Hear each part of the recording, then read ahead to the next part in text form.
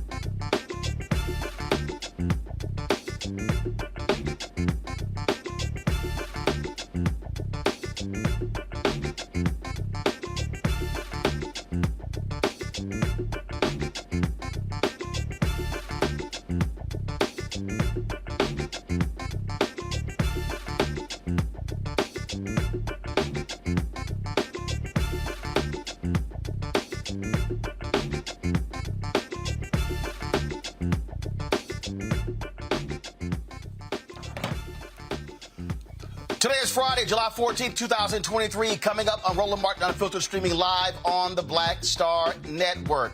Republicans pass a military bill in the House, yet they attack the issue of being woke, lying straight out about it. And Congressman Stephen Horsford is having none of it. The chair of the Black Caucus blasts Matt Gaetz over what they have actually done. Hakeem Jeffries, the minority leader, also blasts them, including Speaker of the House Kevin McCarthy. We'll have all of that for you and show you the implications of this. A number of Republican attorneys generals have sent letters to more than 100 companies saying their diversity efforts may be in violation of the law after the Supreme Court affirmative action decision. I warned y'all they were coming after companies next? What did I tell you in my book, White Fear? We'll unpack that as well. On today's show, the city of Evanston begins to pay out reparations to its citizens. We'll have someone to explain exactly what that looks like and what it means. Plus, SAG-AFTRA is now on strike. They have now joined the writers. Actress Yvette Nicole Brown will join us to talk about what this means for black consumers and for black Hollywood. It is time to bring the funk on Roland Martin Unfiltered on the Black Star Network. Let's go. He's got it. Whatever the miss, he's on it. Whatever it is, he's got the scoop, the fact, the find. And when it breaks, he's right on time and it's rolling. Best believe he's knowing. Putting it down from sports to news to politics. With entertainment just for kicks, he's rolling. It's on go, roll, roll, y'all. It's Roland Martin, yeah. Rolling with Roland now. He's funk, he's fresh, he's real, the best, you know he's Roland Martin now.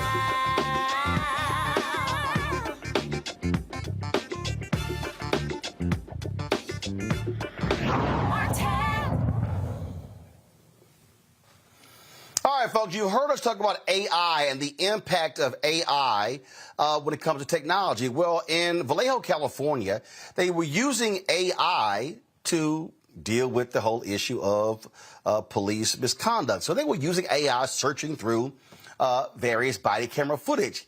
Guess what happened? The software firm that was charged with doing this, they actually began to find more instances of police misconduct. And what that did was piss off the police union. So the police chief there has shut down the analysis. I'm sorry, don't you think the police chief would want to root out misconduct? No, that's not what happened.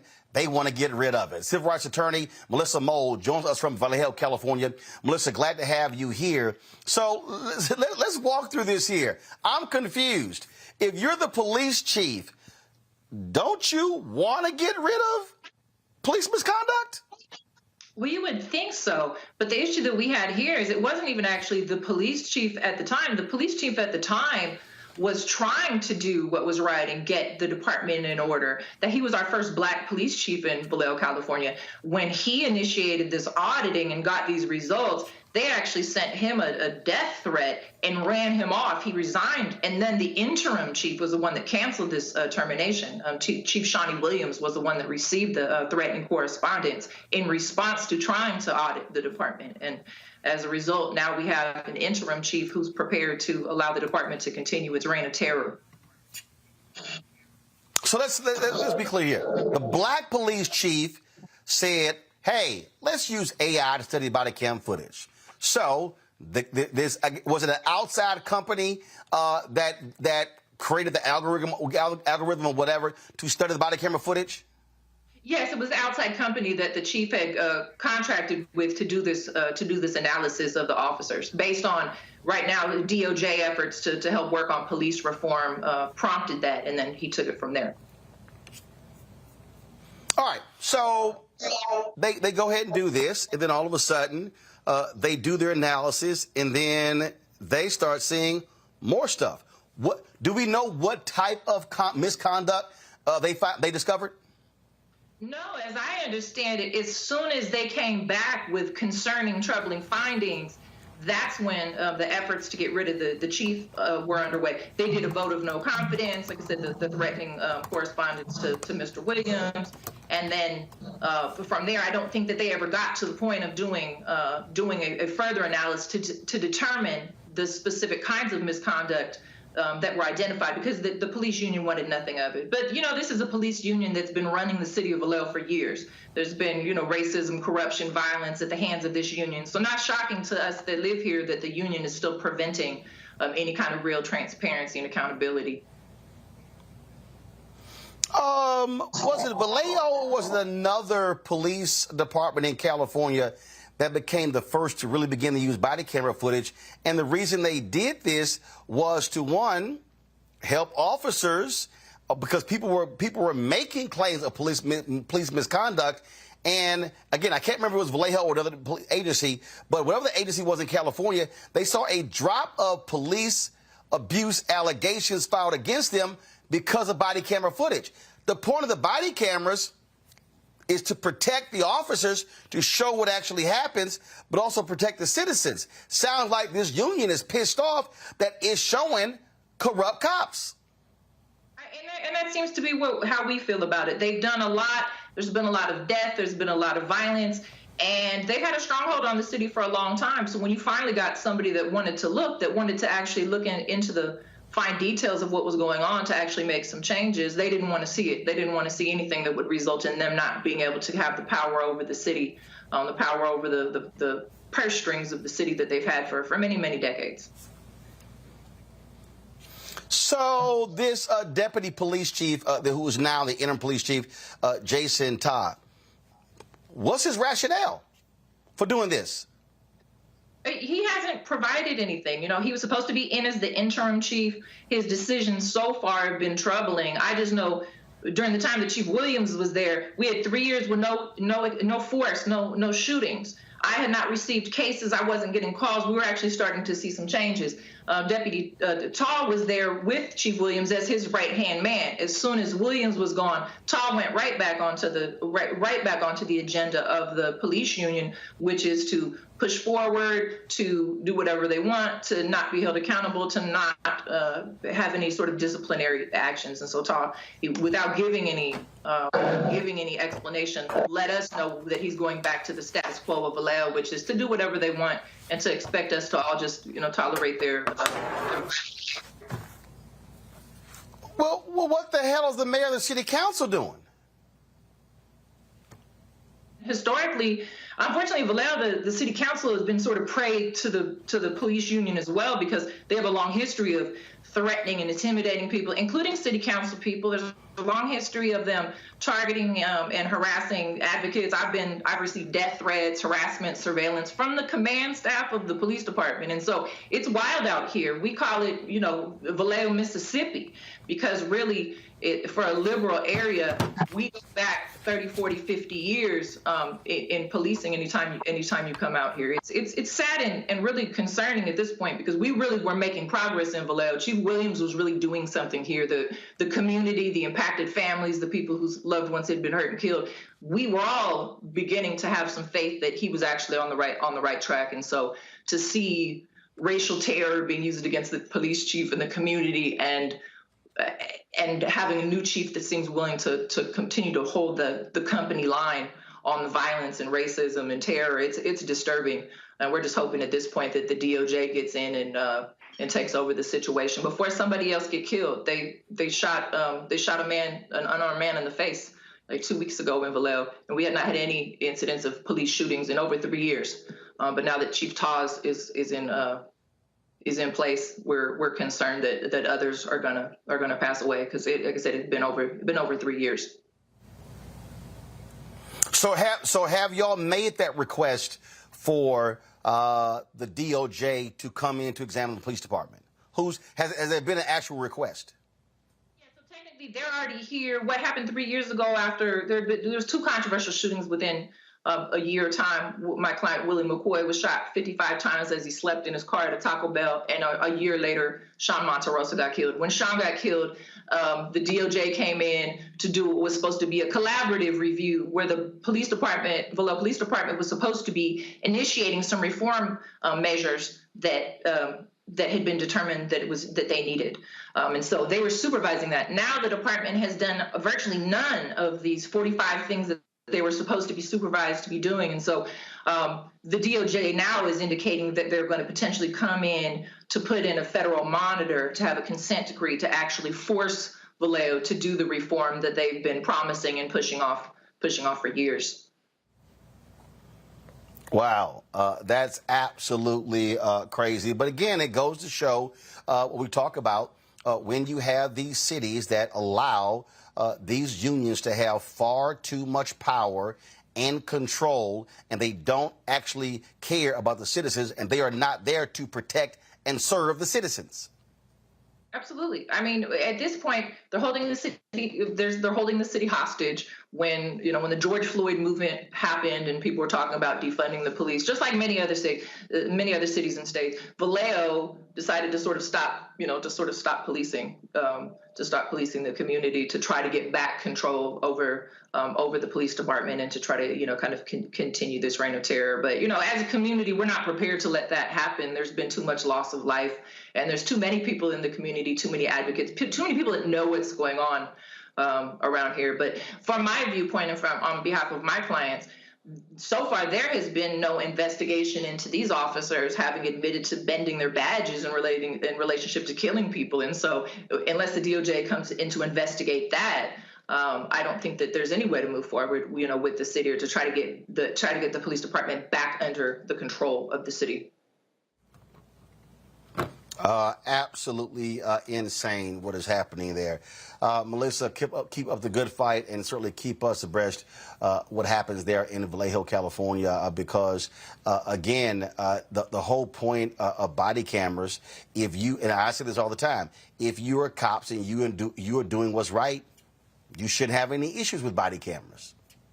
Exactly. If you're doing what's right, if you're following the rules, if you're following the law, you should have no problem with it. The fight that police have had about that, administrators, politicians, and command staff wanted body cameras. The people that are doing the work didn't feel like they should just be trusted, unilaterally without view, if this wasn't something that they wanted. But they're not going to get rid of body cameras. We're not going back in time. It's just, unfortunately, Vallejo is just sort of an antique as far as police departments, because of the stronghold that they have. But they're a powerful tool for us, as civil rights attorneys, because we used to have to take the word of the person who shot a dead man while the dead man stayed silent. So now we have the voice of the dead often in the body cameras. And so whatever good we see from it compared to whatever concerns the police have about them, the community safety outweighs whatever privacy or whatever other concerns the officers might possibly have. Because like I said, we've had far too many unarmed men, sleeping men, running men, so many Black, brown, and poor people in Vallejo being murdered by Vallejo police. And so we're going to continue to push for all of the technology that's available to watch and ensure that our public servants and our tax dollars are being used to protect us, not to hinder and oppress us. Unreal. Melissa Mold, we surely appreciate it. Thanks a lot.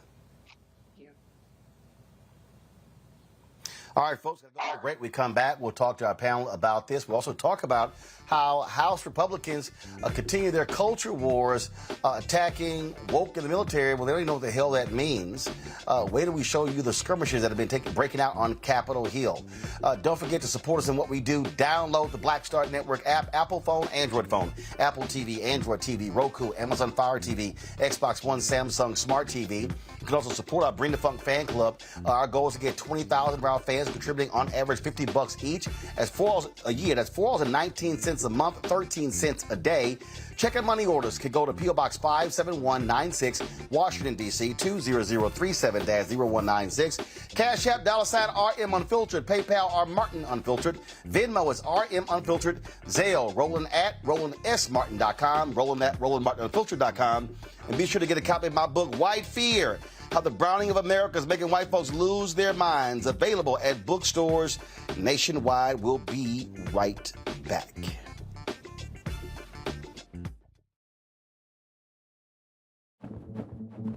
For decades, the tobacco industry has deliberately targeted Black communities and kids with marketing for menthol cigarettes. It's had a devastating impact on Black health. Tobacco use claims 45,000 Black lives every year. It's the #1 cause of preventable death. In the 1950s, less than 10% of Black smokers used menthol cigarettes. Today, it's 85%.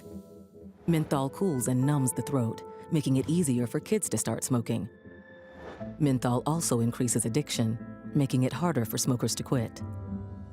Menthol cigarettes are a big reason why Black Americans have a harder time quitting smoking and die at higher rates from smoking-related diseases like cancer, heart disease, and stroke. It's time to stop Big Tobacco from profiting off Black lives. An FDA ban on menthol cigarettes will improve Black health, save lives, and protect future generations from addiction. Learn more at tobaccofreekids.org/ban menthol. Black Star Network is here. Oh, no punch! I'm real revolutionary right now. Thank you for being the voice of Black America. All momentum we have now, we have to keep this going. The video looks phenomenal. See, there's a difference between Black Star Network and black-owned media and something like CNN. You can't be black-owned media and be scared. It's time to be smart. Bring your eyeballs home. You dig? My name is Lena Charles, and I'm from Opelousas, Louisiana. Yes, that is Zydeco capital of the world. My name is Margaret Chappelle. I'm from Dallas, Texas, representing the Urban Trivia Game. It's me, Sherry Shepard, and you know what you watch. Roland Martin on Unfiltered.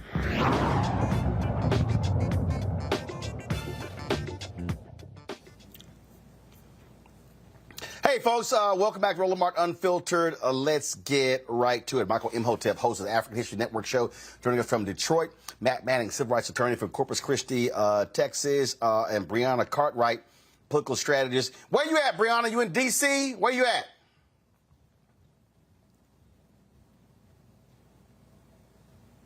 Brianna, you ain't ready? What were you doing? You doing squats? All right, y'all get her tech ready, and so we'll bring her in when she's ready. Let's go to Matt Manning. Matt, when you see what they're doing in Vallejo, California, I mean, this is so BS. It's so BS, and it goes to show you how the police union, they do not care about the safety of the public. They want to protect cops, and the city officials, the mayor and the city council, are trifling as hell by allowing them to dictate what should be done when it comes to this body camera analysis. Yeah, they are trifling, and they're afraid of pushing back against the unions. And look, unions are supposed to, support and advance the interests of their members. So that part doesn't surprise me. But the issue becomes, the citizens are entitled to have a police force that not only does not brutalize them, but that the local government is not beholden to when it comes time to address some of those practices. And this is something that you see in Vallejo, but you see across the United States. We talk about it on this show all the time about how city governments and county governments and municipalities are beholden to police unions. And some of that is rhetoric, but some of that, I guess, is also, civil service agreements and concerns about lawsuits from the members. Notwithstanding all of that, the thing that does not make any sense to me is that body camera footage generally helps police officers more than it helps people who have to make civil rights complaints, insofar as when officers have complaints against them that are not justified, it's captured on body cam. So I don't understand why this would be problematic for the department, except where exactly this scenario. They're afraid of the union revolting or having some issue related with the union members. But all of this emanates from their sworn duty to protect the public. And if you have a system, a software system that is determining and cataloging, a number of those unprofessional encounters, then that gives you the data that you need to not only make changes, but also to have plausible deniability when you can say we've had a 30% decrease or whatever it is in your issues. And in fact, in the article that I read, at least in another city, they implemented the same technology and had like a 30% reduction in use of force. So there's very obviously a demonstrable reason you want to use this, because it provides you the data. And I don't know why the city of Vallejo would not continue that outside of being afraid of its union members. The one thing I do think is interesting about this, though, is if they're using AI to analyze it, I'd be interested in what safeguards are in place to make sure the software is really appropriately analyzing what is professional as opposed to unprofessional, because I could see that being part of the pushback, understandably saying, you have a program that's determining whether the officer's interaction is professional or unprofessional. But it sounds like there were enough red flags coming from this to overall address the policing issue. And for that to not be addressed is a problem, and it should make any Vallejo resident very concerned as to why their city government's primary focus is not protecting them. Look, bottom line here, Michael, and we see this all the time, cops in these unions, they do not like accountability. They do not like people holding them accountable. They want to be able to get away with misconduct and tell the public, hey, y'all can go to hell, nothing to see here. Yeah, especially cricket cops. They don't want accountability. So when in reading this article from openvallejo.org, it talked about how the police union said that they wanted to be consulted first before this AI program was instituted and body camera footage was reviewed and the professionalism score was attributed to different officers. So my question would be, exactly why does the police union want to be consulted first before this audit or investigation takes place? And I would argue if the overwhelming results of the AI review of the body camera footage was overwhelmingly favorable to the Vallejo, California Police Department, the police union would not object to this if it was overwhelmingly beneficial to them. Okay, so it has to be damaging to them. And the fact that Police Chief Shawnee Williams was forced out, who is trying to do the right thing.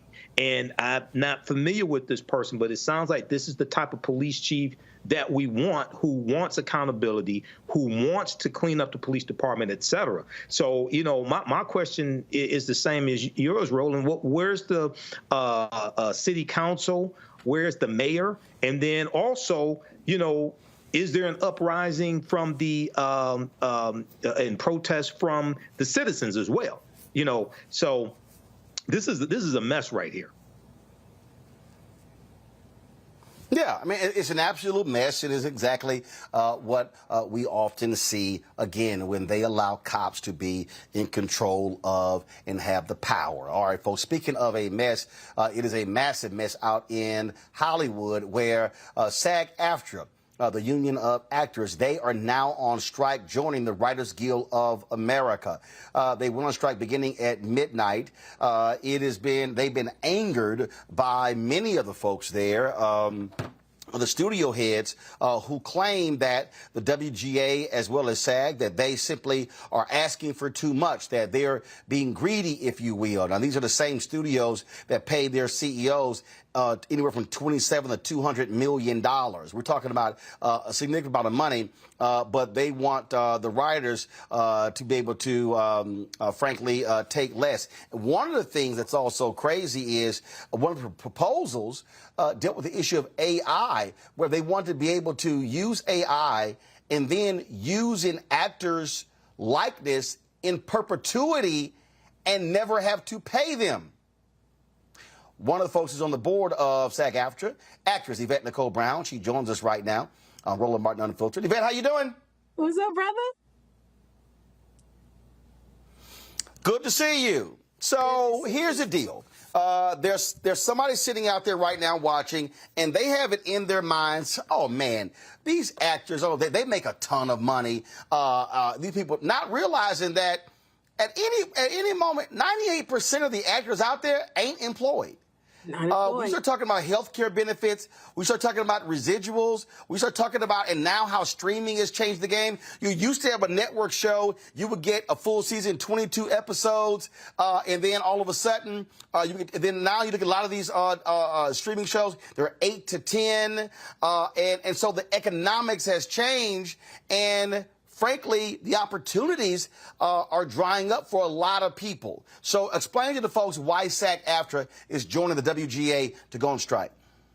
Well, you hit a lot of it on the head right there. Once streaming happened and we have these shorter seasons, you can imagine as a writer or an actor, you might do 8 to 10 episodes. And then you have like a stretch of like 8 to 10 months where you're doing nothing. So there's no money coming in. You get money when you work. If you're not working, you don't get money. Now, what used to save us back in the day is that reruns would happen and be able to watch Different World again, in the summertime, and you get money that was almost equal to what you made when you did the show originally. Residuals are gone. So people are now signing up to do a show. They do their 8 to 10 episodes, then they don't work for 6 to 8 months, and then they're also held exclusively by that streamer or that network. So now I can't work anywhere else. I can't make any money, and you're not paying me any residuals. And then, so that affects my health care, that affects everything. And people think that just because someone's on television, they're rich. It has never been the truth. Now, there's some people, the people that are the multimillionaires and the A-listers, they doing all right. But this is about the 98% of us that are not working all the time and what can be done to help them. I'm of the mindset that I'm my brother and sister's keeper. It's not okay for me to be okay if y'all not okay. Now, I wish the producers thought like that, because as they take their millions and buy their yachts and go on their fancy trips and have their interviews on meadows of green, acres of green, they aren't thinking about the people that may not be able to pay for their children's school, or may not be able to pay for their health care, or may not be able to pay their rent.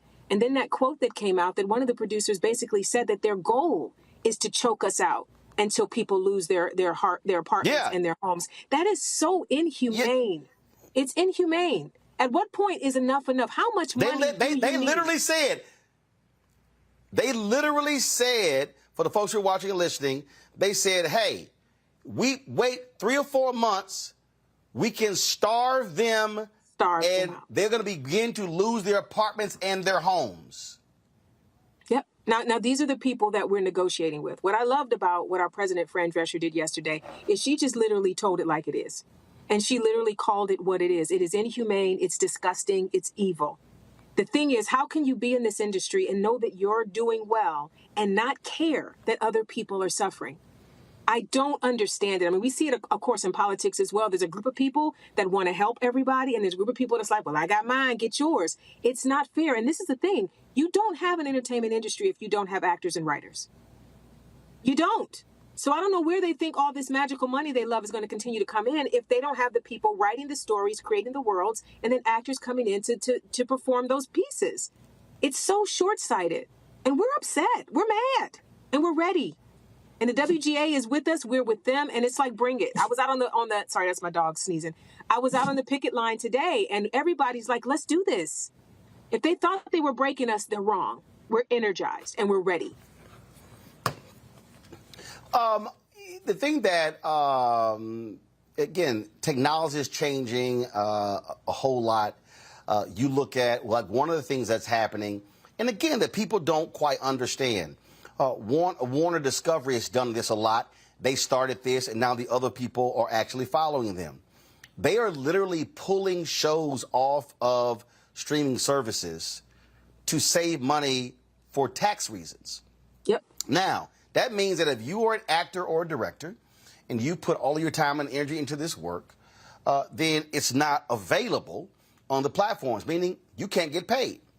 They say, oh, we've done the analysis, and these are shows that are not being streamed a lot, so therefore it's costing us money. And I'll give you a perfect example.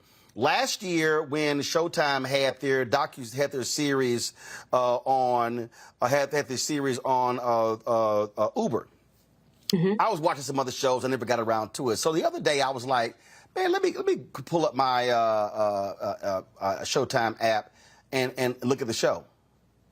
Wasn't there. Yep. I was like, wait a minute, this was a series a year ago. This wasn't like 5-10 years.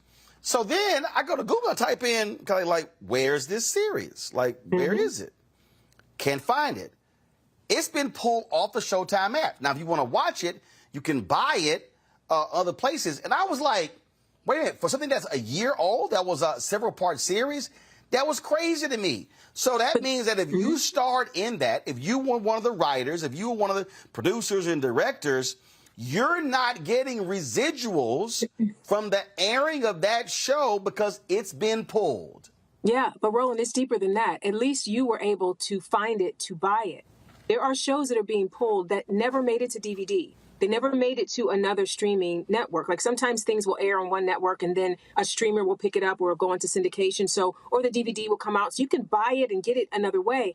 I have a show. I was on a show called Big Shot on Disney Plus. We did 2 seasons, and Big Shot no longer exists in the world. It's not on DVD. It's not streaming on Disney Plus. It is literally gone. So that means the hair and makeup people that did work on that, the wardrobe people that did work on that, the directors that did work on that, the people who wrote those episodes, and there was the first episode produced for them. There is no place in the world you can find that work now. It's gone. It just happened on Paramount Plus with The Game. The Game is being pulled off of Paramount Plus. There's been a lot of shows like that. And so I think also there should be a fight about where can I find my work? This is what I put my heart and soul into. And that means if I ever want to do a reel to show what I did when I was in a drama with John Stamos, how am I going to do that? This is serious. It's a complete disrespect for the creative artists. Completely. Be they makeup, hair, wardrobe, props. There's no love. And this is the other thing someone else mentioned to me. Back in the day, the studio execs used to be people that moved up in the ranks of entertainment. And now they're like Wall Street people and investment bank people. These are people that are bean counters, and it's really all about the bottom line and what kind of profit they can then send to their shareholders or their CEOs. And it's like it stopped being about the art, that we've lost the heart of the art. And that's why we're in this situation where we're like, don't you understand that you don't have a business without us? And why would you be okay making all this money and not sharing the benefits of what we create? Hold tight 1 second. I got to go to a break. My panel got some questions as well. Folks, we're talking the SAG-AFTRA strike. They have now joined the Writers Guild of America on strike. Guess what? You ain't seeing red carpets. Gone. You are not seeing actors doing any interviews. They're forbidden to do interviews touting any projects. And so you're not going to see any new shows as long as the writers and the actors are on strike. And so we'll talk more about that right here on Roland Martin Unfiltered on the Black Star Network. Back in a moment.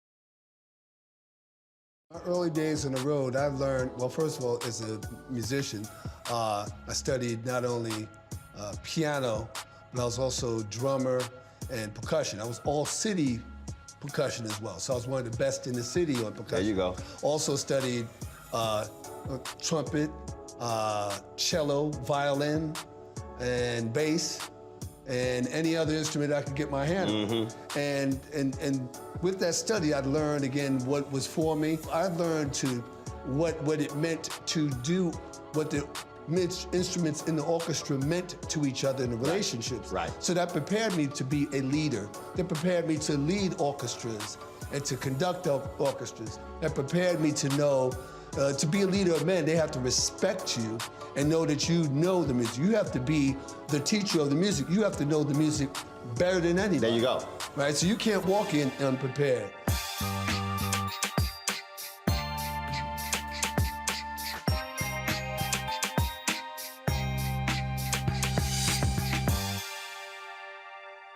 Hatred on the streets, a horrific scene, a white nationalist rally that descended into deadly violence. White people are losing their damn minds. As an angry pro-Trump mob storms the U.S. Capitol, we've seen shooting. We're about to see the rise of what I call white minority resistance. We have seen white folks in this country who simply cannot tolerate black folks voting. I think what we're seeing is the inevitable result of violent denial. This is part of American history. Every time that people of color have made progress, whether real or symbolic, there has been what Carol Anderson at Emory University calls white rage as a backlash. This is the rise of the Proud Boys and the Boogaloo Boys. America, there's going to be more of this. Here's all the Proud Boys, guys. This country is getting increasingly racist in its behaviors and its attitudes because of the fear of white people. The fear that they're taking our jobs, they're taking our resources, they're taking our women. This is white fear.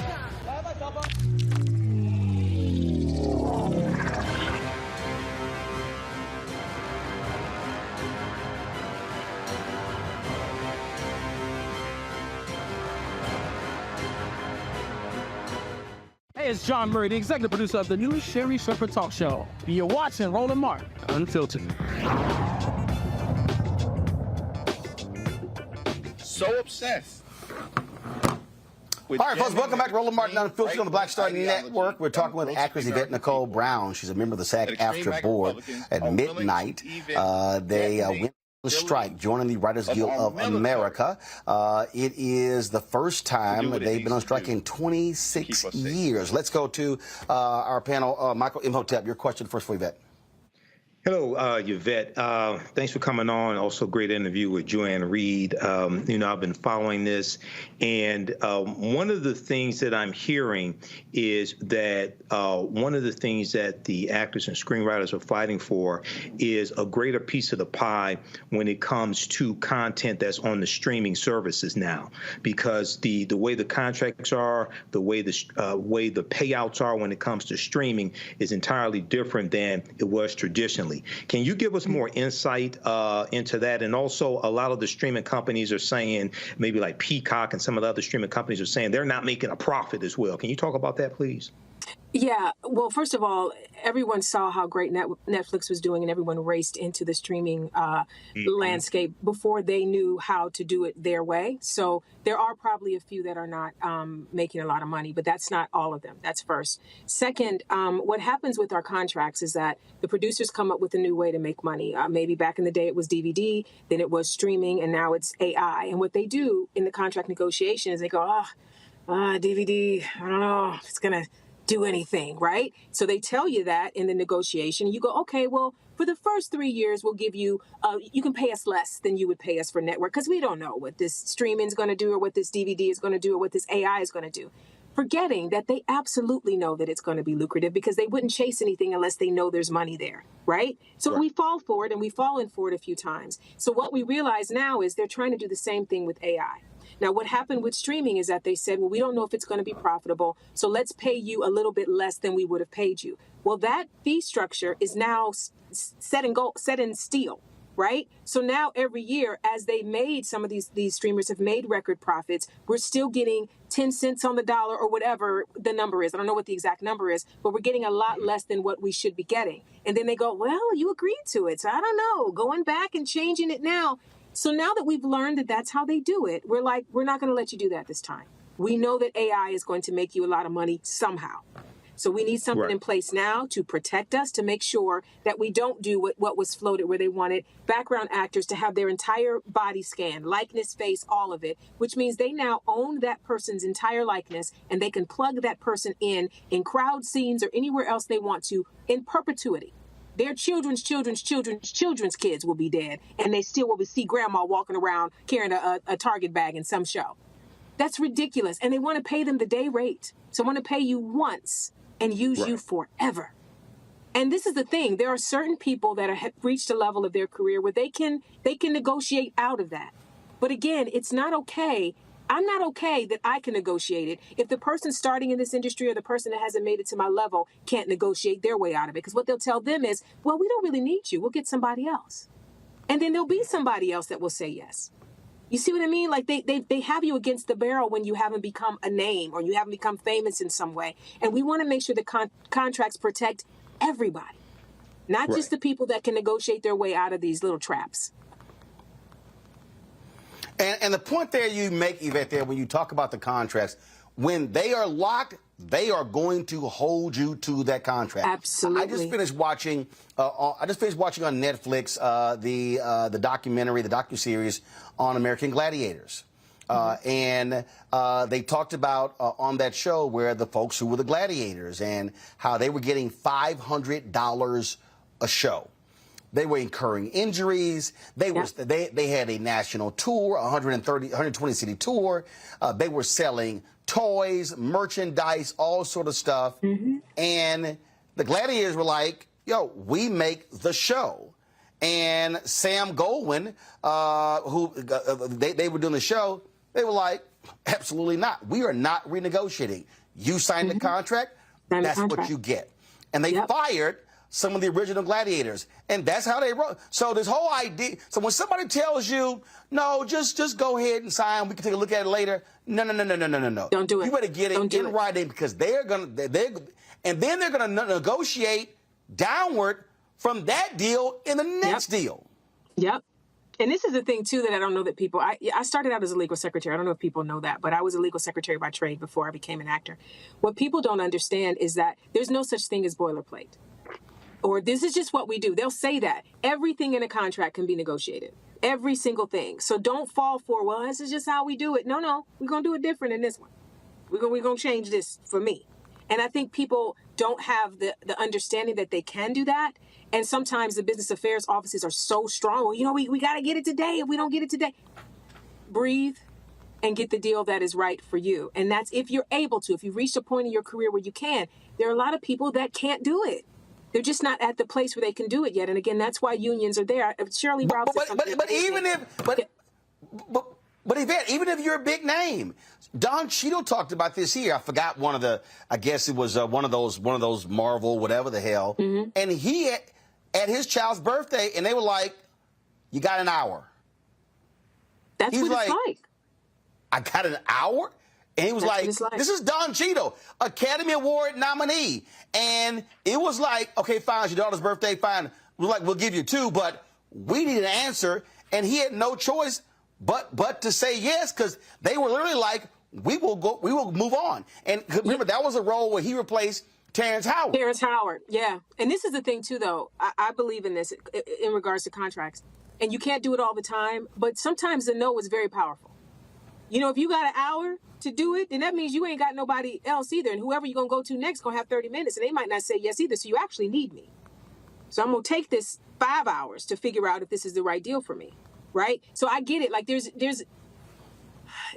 tough. It's tough. And that's why it's important to make sure that as unions, we fight so that people don't have to fight so hard. But yeah, it happens every day. Matt. Well, first, let me say that I appreciate your work and thank you for being here with us this evening. This is actually an issue that affects my family. My sister, Denise Manning, is an actor in New York City and just won her first Emmy. And, you know, I reached out to her and I said, niece, what do I ask particularly to make sure that people understand this? And one of the things that was really important is she told me that a lot of this issue is framed about Hollywood and glamour. But as you've said, you know, 98% of people in the industry don't fit that A-list kind of designation. So first, what suggestions do you have for people to really understand the gravity of the issue? You've kind of touched it, but anything anecdotal that might be helpful. And then secondly, she instructed me to say that people need to not use streaming services, and that's one way that they can support. But what other ways do you see that we can support? Because obviously we love your work. We digest it. It's gotten us through the pandemic. But we need to be standing in solidarity with you as you stand for what's right. And I want to know the best ways to do that. You know, thank you for that question. And please tell your sister, yay, congratulations. I think that since they only care about money, and they don't care about people, I think anything that you can do to affect their money will help the cause. You know, I can't speak on what that should be, but her suggestion's great. You know, where do they get their money? So let's now hit them where it hurts. But it's going to take a lot of people saying, I'm going to not stream anything today. I'm not going to binge anything today. I'm going to cancel my service for a couple of months until, as long as the strike is on, I'm not going to watch this network, or I'm not going to watch this. It has to be a lot of people making that decision. And I think what people miss is that this is not, again, about the super rich people or the super famous people. You may see people that are more recognizable talking about it because they're the people that might be able to get the hit on Roland Martin. You know what I'm saying? But we're here fighting not for us. We're fighting for the 98% that is not working. And people need to remember, we're just human beings doing a job. This is not about we're fancy and we're amazing. No, we're just acting is just a job. In the same way I worked at, you know, if I work at Starbucks or I work at Target or wherever else I work, I go every day, I do my hours, I get paid, and I want some health care. It's the same thing. And most of the people that are in our union are living paycheck to paycheck. There was a story last year when the WGA first went on strike, where there was a writer who wrote on a show called The Bear, and The Bear was nominated for all these different awards. He had to buy a bow tie on credit to be able to have an outfit that he could wear. He had like $1.83 in his bank account when he was on the red carpet for this show. One of the girls, or a couple of the girls from Orange is the New Black, the second breakout show on Netflix, talked about how they were poor. They were poor. And some of them were working 2 jobs. You're going to set every day and doing, you know, being on a hit show that's across the international hit. And then you're going to work at a bar at night to pay your mortgage or your rent. Like, that should not be. That should not be. So this is really just understanding that if it were you, if you were going to whatever your job is every day and finding out that you're making pennies on the dollar and the person that owns the company is a millionaire. You know, the idea of saying that what we're asking for is unreasonable, but you get $27 million a year? But we're unreasonable because we want some health care? How? Make it make sense. Make it make sense. Where's the humanity in that? Oh, indeed. All right, Yvette, I appreciate it. We'll be watching to see what happens with this strike. Thanks a lot.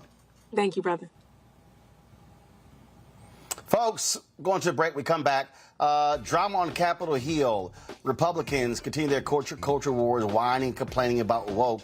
Democrats, especially black Democrats, are fighting back and mad as hell. We'll show you all of the drama next on Roland Martin Unfiltered on the Black Star Network. Don't forget, download the Black Star Network app, Apple phone, Android phone, Apple TV, Android TV, Roku, Amazon Fire TV, Xbox One, Samsung Smart TV. Contribute to our Bring the Fuck fan club. We want 20,000 of our fans contributing on average $50 each a year. That's $4.19 a month, 13 cents a day. You can send your check and money order, P.O. Box 57196, Washington, D.C., 20037-0196. Cash App, $ RM Unfiltered, PayPal, R Martin Unfiltered. Venmo is RM Unfiltered, Zelle, Roland at RolandSMartin.com, Roland at RolandMartinUnfiltered.com. Don't forget, you can watch our 24-hour, 7-day-a-week streaming channel on Amazon News. That's right.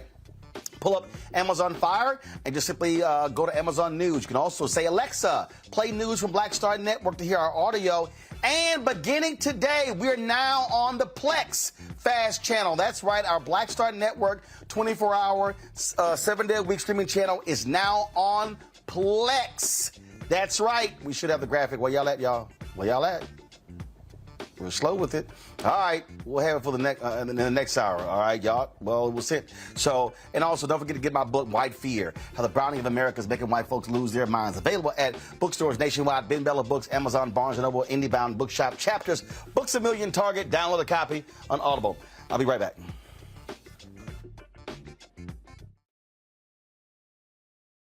When you talk about blackness and what happens in black culture, we're about covering these things that matter to us, speaking to our issues and concerns. This is a genuine people-powered movement. There's a lot of stuff that we're not getting. You get it, and you spread the word. We wish to plead our own cause. Too long have others spoken for us. We cannot tell our own story if we can't pay for it. This is about covering us. Invest in black-owned media. Your dollars matter. We don't have to keep asking them to cover our stuff. So please support us in what we do, folks. We want to hit 2,000 people, $50 this month, raise $100,000. We're behind 100,000, so we want to hit that. Y'all money makes this possible. Check some money orders. Go to P.O. Box 57196, Washington, D.C., 20037-0196. The Cash App is $RM Unfiltered. PayPal is R Martin Unfiltered. Venmo is RM Unfiltered. Zelle is Roland at RolandSMartin.com. Coming up next on The Frequency, right here on the Black Star Network, Shanita Hubbard. We're talking about the ride or die chick. We're breaking it down. The stereotype of the strong black woman. Some of us are operating with it as if it's a badge of honor. Like you even hear black women like aspiring to be this ride or die chick, aspiring to be this strong black woman trope at their own expense. Next on The Frequency, right here on the Black Star Network. Me, Sherry Shepard, with Sammy Roman. I'm Dr. Robin B., pharmacist and fitness coach, and you're watching Roland Martin Unfiltered.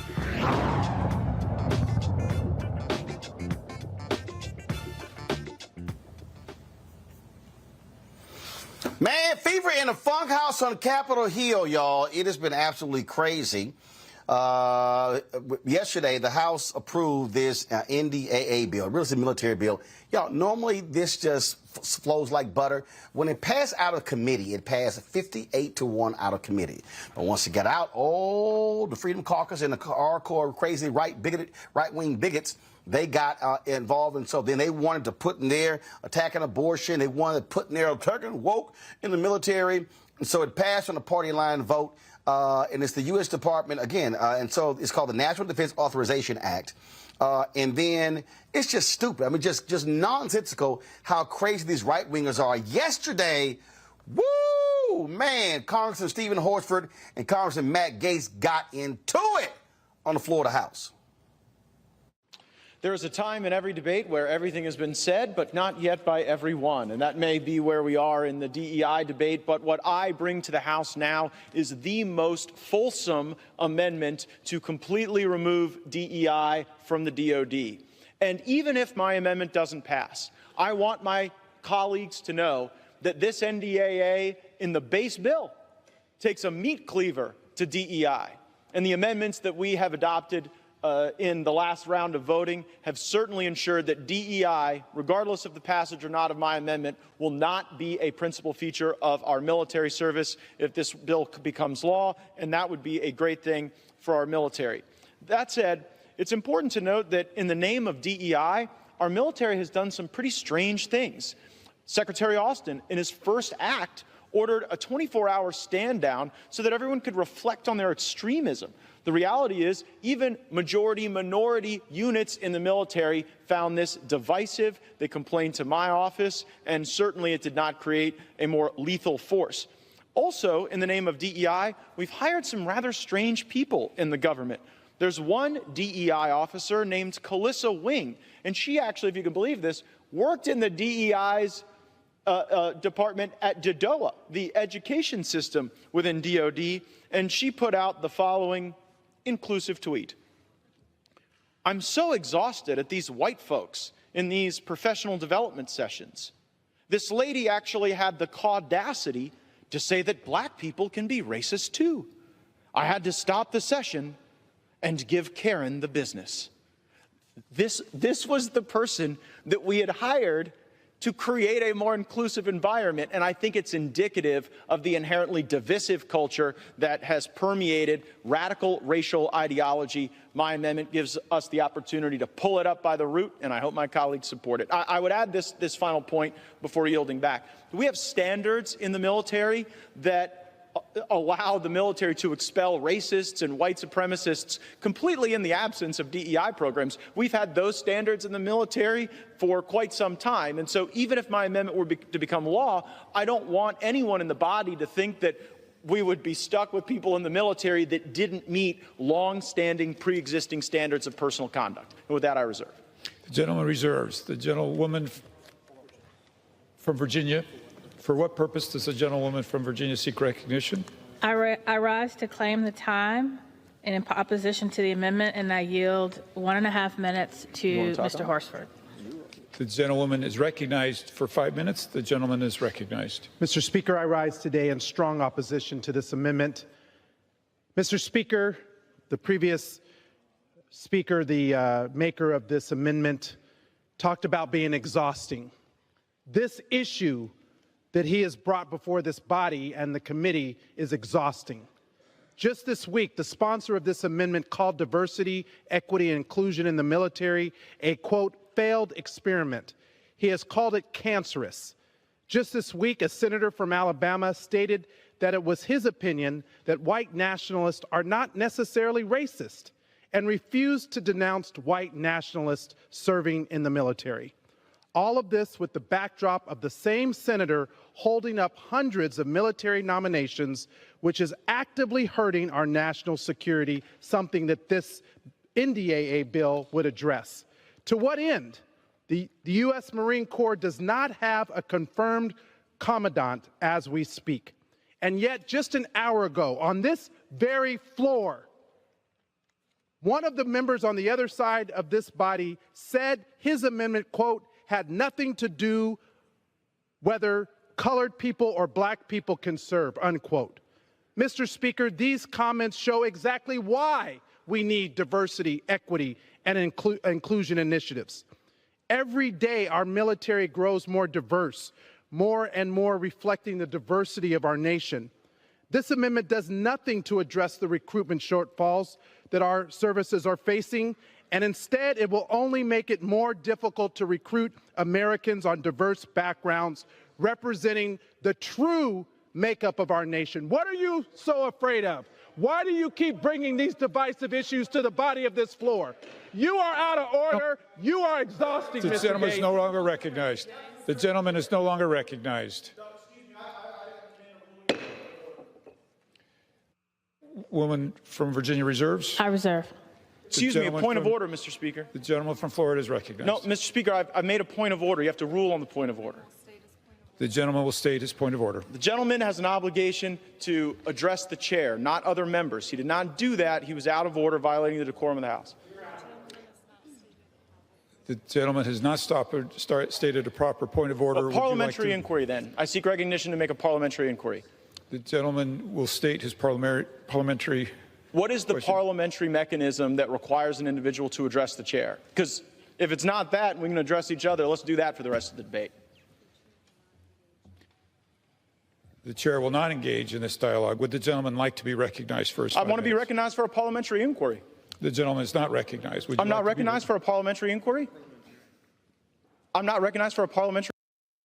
Show you the idiots on the right. Now, Kevin McCarthy, the Republican leader, the Speaker of the House, this is what this fool had to say today. To have the culture war amendments in the conference version, and second, all down with Democrat-led Senate's hands. What message is the House sending to the Senate with this bill? Just focus on the military. Stop using taxpayer money to do their own wokeism. A military cannot defend themselves if you train them in woke. We don't want Disneyland to train our military. We want our men and women in the military to have every defense possible, and that's what our bill does. The money focuses directly on their quality of life and, more importantly, on the investment. When you sit and look. He lying, and Hakeem Jeffries, he was having none of it. We have to pass the National Defense Authorization Act in order to make sure that our military, the greatest military, in my view, in the history of the world, has everything that it needs to protect the safety and security of the American people. And the National Defense Authorization Act, historically, is a bipartisan legislative effort that has now been hijacked by extreme MAGA Republicans who want to wage their so-called culture war against the men and women of the United States military. You can't make this stuff up. And the only explanation for it is that they are so obsessed with jamming their extreme right-wing ideology down the throats of the American people that extreme MAGA Republicans are willing to even detonate the ability of our military to do what it needs to do to keep us safe. Here's the thing here, Matt and Michael. These are the same Republicans. Let me just be clear. These are the same Republicans who voted against getting rid of the white nationalists and Nazis in the military last year. Matt? I don't know, man. This is all absurd, and it's ridiculous that we pay these people to go and be asinine. I mean, that's what it is. Not only did they vote against that last year, but for Kevin McCarthy to get up and say we don't want Disneyland training our military, all of it, this is ridiculous.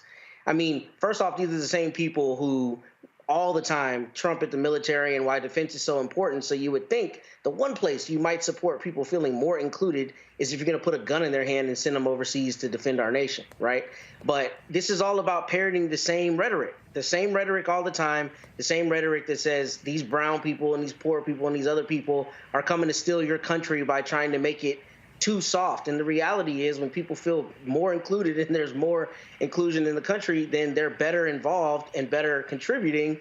And overall, we all lift. But they don't see it that way because, as you always say, and as is always said on the show, it's about power. So this is a stupid position, especially from this idiot from Florida who, I don't know if the investigations have ended, but who should not be opening his mouth at all. He should sit in the corner somewhere and hope he doesn't end up indicted. But this is asinine, and it doesn't surprise me because they're parroting the same things that we see Republicans saying in the state houses and the same kind of policy that they're pushing all across the country to try to keep us down. This right here was a year ago. This was a year ago, Brianna. House Republicans all vote against neo-Nazi probe of military police. And And they're so upset. Oh my God, our military is woke. Because here's the real deal. Republicans are pissed because they're trying to get rid of their voters in the military. They want racists out of the military. They want them in, and Tommy Tuberville said it. The white nationals, they're Americans. Right. They tend to pretend, right, that they're progressing. DEI. And they did affirmative action in universities, and then they take away. They pretend like, oh, we care about not racism, and now it's racist to make sure there's inclusion. I mean, honestly, it's clear that when there's diversity, everything is elevated, it's better. But I know that they can't rise to the occasion. And so instead, they try to suppress us. And honestly, we're allowing Florida to spread across the United States way too much, and Gaetz should be in prison. They do not. Let me be clear. Here, Michael. They don't like black people. Correct. Republicans were happy with the Supreme Court affirmative action decision. They were elated with these Republican attorney generals sending a letter around threatening companies saying we're going to go. You can't have DEI programs. These people they're elated with voter suppression. They don't. This is a white nationalist Republican Party. Period. Absolutely. This is the white nationalist Republican Party, and their Lord and Savior, Benedict Donald, is the head of the white nationalist party. This is why they were against getting rid of white supremacists and white nationalists in the military and in the police department, because these people are white supremacists and white nationalists. Don't forget, when the Domestic Terrorist Prevention Act came up for a vote in the House of Representatives, I think it was 2022, and it came up after the Buffalo, New York shooting at the Top supermarket, all the Republicans in the House of Representatives voted against the Domestic Terrorist Prevention Act, except for Adam Kinzinger, who was on the January 6th committee, and he didn't run for re-election. So, but it's important for people to connect the dots to this. This goes back to the September 2020 executive order that Donald Trump did banning diversity, equity, and inclusion when it came to the training of federal employees. That's when that started. That's even before Chris Rufo came out with his tweet in March 2021 talking about how they were going to redefine critical race theory, okay? This you can draw a direct line to all this. That's also connected to the response that Senator Tim Scott did to 2 years ago to President Joe Biden's State of the Union address, when he said America's not a racist country. And then the next line after that was, and I'm paraphrasing, it's wrong to have policies that address those historical inequities, things like this. All that's connected. So we have to understand these people are crazy. They are trying to suppress us, and we have to vote them out of office. This is all about power. Yep, that's exactly what it is. All right, folks, hold tight 1 second. Can I go to break? When we come back, we'll talk about Evanston, Illinois. They have started their reparations program. We'll explain exactly what's happening there. You're watching Roland Martin Unfiltered on the Black Star Network.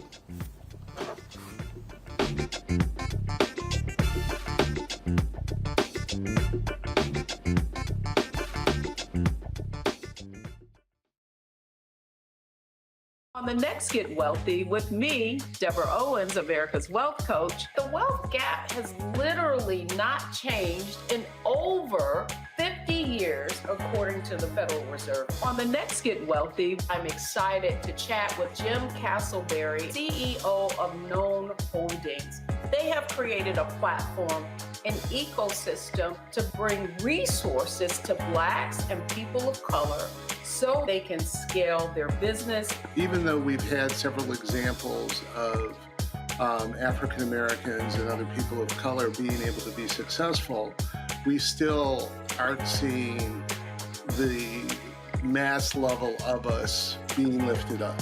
That's right here on Get Wealthy, only on Black Star Network. On the next, A Balanced Life with me, Dr. Jackie, we're going to be talking about common sense. We think that people have it, know how to use it, but it is something that people often have to learn. The truth is, most of us are not born with it, and we need to teach common sense, embrace it, and give it to those who need it most, our kids. So I always tell teachers to listen out to what conversations the students are having about what they're getting from social media, and then let's get ahead of it and have the appropriate conversations with them. On the next, A Balanced Life with me, Dr. Jackie, here at Black Star Network.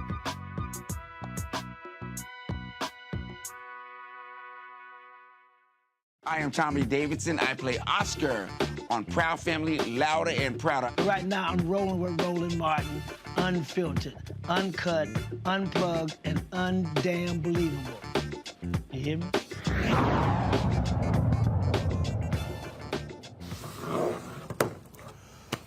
4 years ago, Evanston, Illinois announced they were going to spend $10 million over 10 years to black residents there. The program would provide upwards of $25,000 housing grants for down payments, repairs of existing mortgages to atone for the city's past racial policies. Joining us right now is Robin Ruth Simmons. She's the founder and executive director of First Repair from Evanston.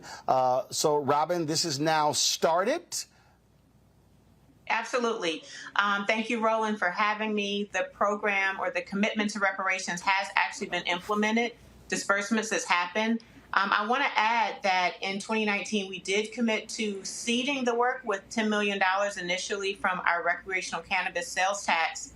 And since then, we've added an additional $10 million from real estate transfer tax and are looking for additional revenue streams, as well as additional forms of repair, different remedies to implement. But to date, we have begun dispersing the $25,000 direct benefits to build wealth through home equity, as well as recently expanding our program to include cash benefits as an option. So over the last month that this has been an option, we have had more of our recipients select a cash benefit for their reparations. What has been the response of residents? Do you have folks, granted the city council passed this, do you have folks who are opposing this, who still find this to be a bad idea with taxpayer funds? Well, I'll say we have broad support in the city. The initial legislation passed in 2019 with an 8-to-1 vote. Future votes have passed either unanimously or 8-to-1. And you're never going to have 100% support. So we have some residents that early on felt very strongly that only cash is an appropriate form of repair. We have made that adjustment.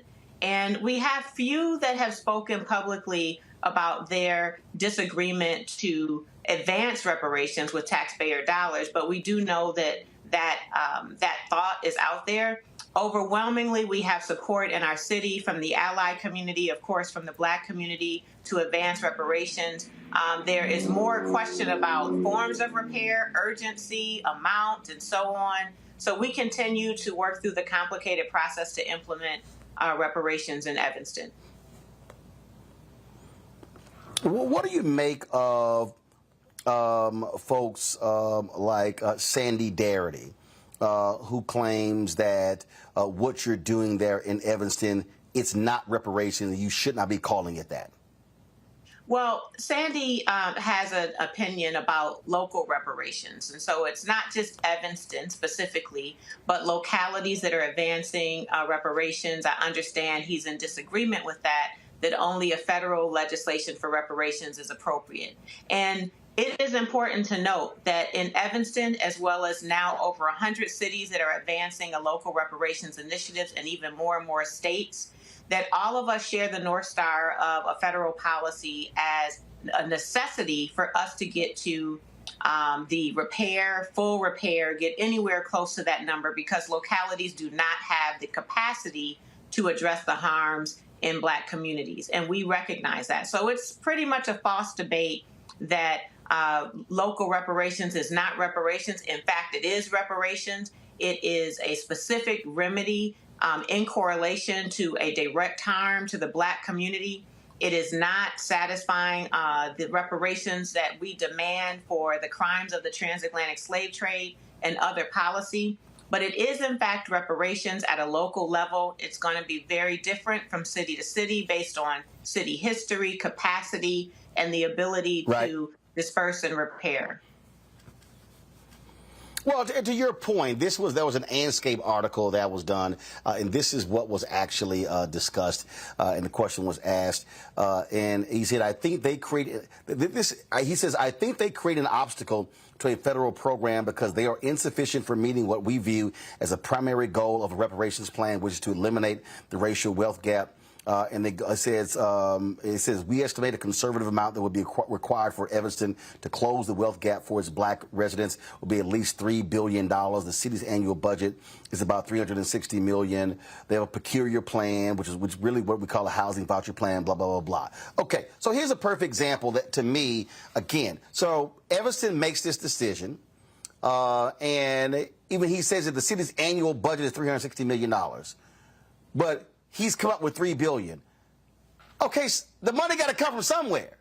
Right. And so if you have an annual budget of $360 million, and you're saying, well, we think it's going to take $3 billion, that means your budget, you're not going to even generate $3 billion for at least 10 years. Right. So for an entire budget. So how in the world? So what? Does the city of Evanston go somewhere to borrow the $3 billion to give the black folks? And I would think that if you have multiple programs in different cities, that's creating momentum for what you want on the federal level, because right now, ain't no federal program. That's right. That's right. So here's a couple things. One is that it's only the racial wealth gap that addresses repair. And so we do this work now full time in communities across the nation. Dozens I've been in personally. Black communities are not just looking at a cash benefit only, they're looking at full repair, a comprehensive approach to repair, which includes access to housing, business, education, health, police reform, clean air, and so on. We're looking for full repair under the 5 components of reparations. So first of all. Secondly, it is not only localities that are responsible for the harm. The conversation of reparations in contemporary history, in 1989, Rep. John Conyers introduced H.R. 40. It's languished in Congress. But that doesn't mean that localities don't take a first tangible step in doing what they can do what is possible. And we have seen, as you have just stated, Roland, that momentum has happened. In 2019, it was only Evanston. Today, there are over 100 cities. In 2019, it was only 65 co-sponsors in the House for H.R. 40, and the last Congress ended with 219 co-sponsors and yes votes for H.R. 40, a Senate companion bill, hundreds of allies organizations that support reparations, and more momentum. The movement is being professionalized by foundations that are providing resources, funding, and other technical assistance so that we can get to liberation and repair in the Black community. So again, I just simply think it's a false debate to say that local reparations is not reparations. I do agree that local reparations alone is insufficient. And that's why I am encouraged to see that it's not just states or municipalities, it's now states. Look at the great work that's happening in California, the great work that's been introduced in the state of New York and Massachusetts. We see counties beginning to have the conversation on reparations, more and more institutions and industries.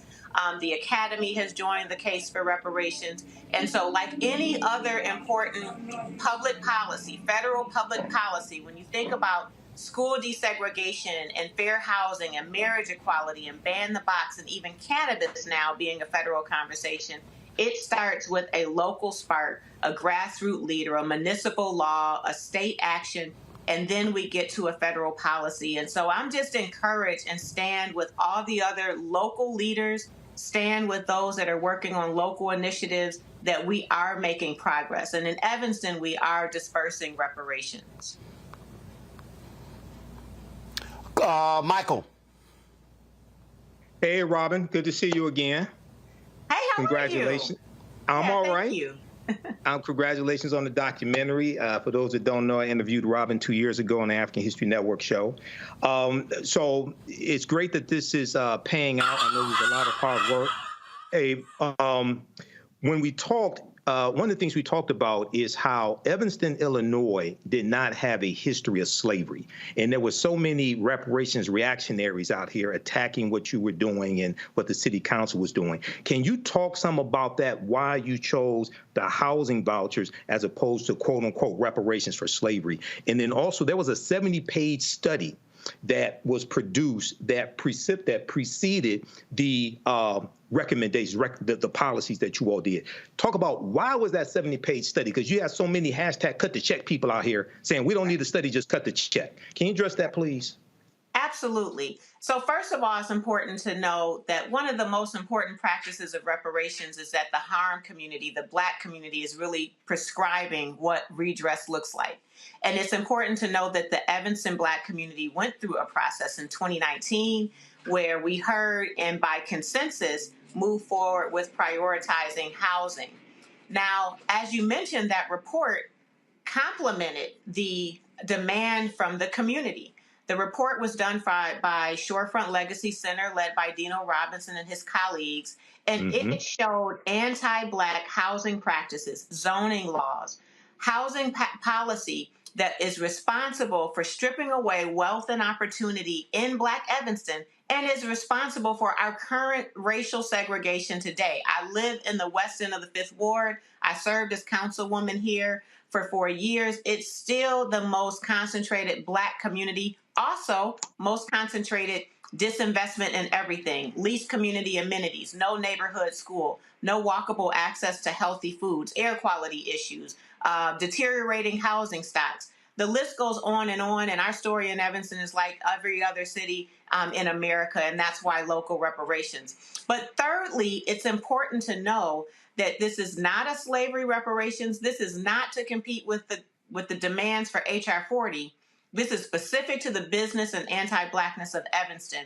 And our legal counsel, our corporation counsel, Nick Cummings, and his supporters and his partners, including Professor Justin Hansford from Thurgood Marshall School at Howard Law School, came up with a legal framework, one that was viable so that we could move past just the demand and the case for reparation, which we've been stuck in for so long, and get into implementation and disbursement. And so that legal framework was really key in us having a strong case, one that was withstand legal challenges, which we've had from conservative groups from outside of Evanston, from Texas and DC. They have tried to challenge our work, but our work is very thoughtful, it's very smart, it's careful, it's narrowly tailored. It includes a home rule municipality. We're using home rule taxes, so we're not using federal dollars that are being passed down and have to deal with blocks from other courts outside of Evanston. We are leading within our values. It is possible for other localities to do the same, and that's how we got to housing.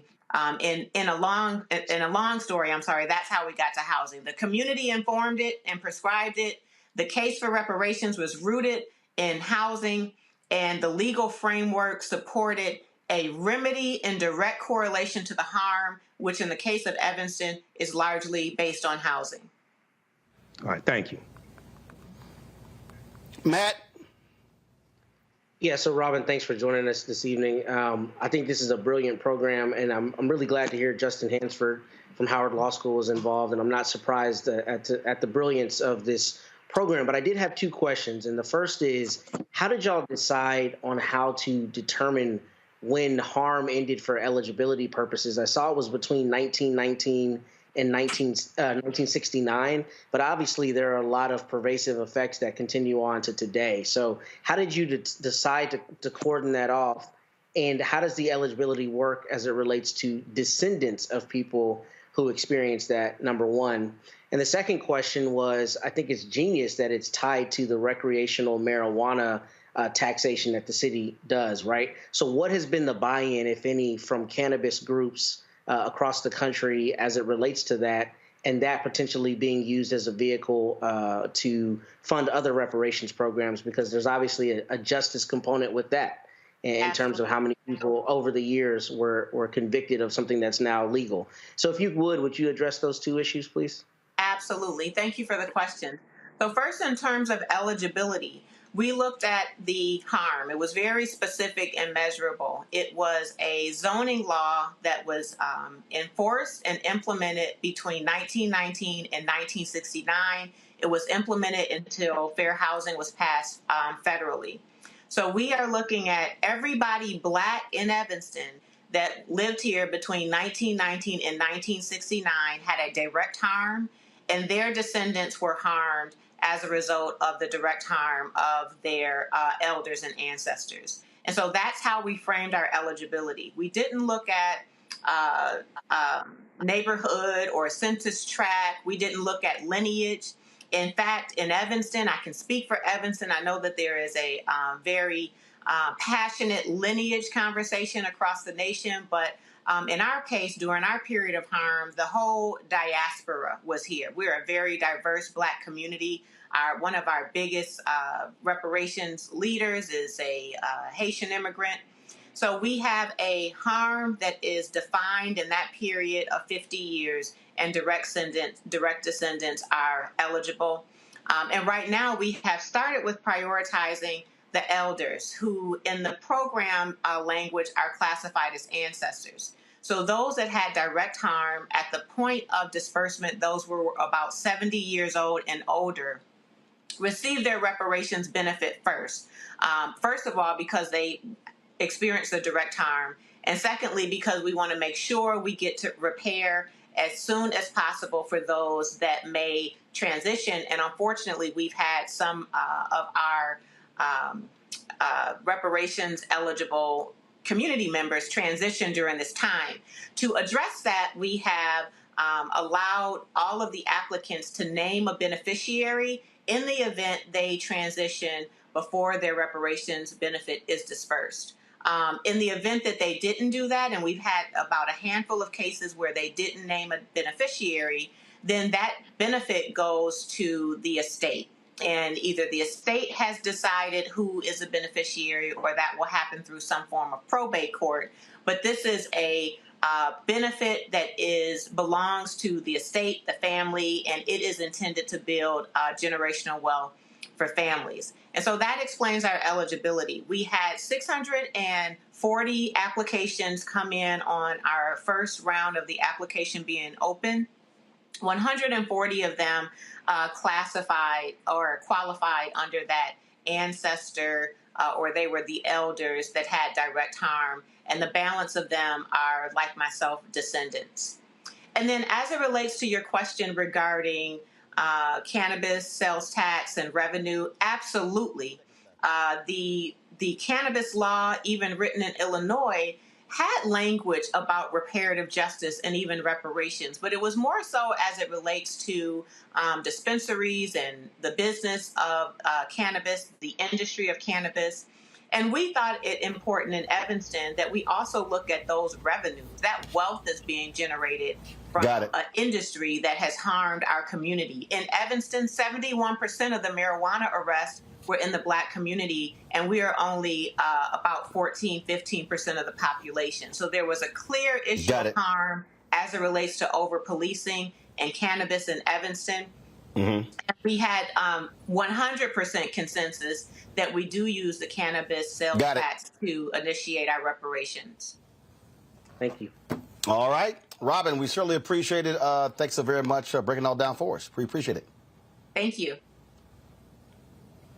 Folks, going to go to a quick break. We come back. The Forestry Service has a program with the HBCUs. We'll break it down for you next on Roland Martin Unfiltered on the Black Star Network.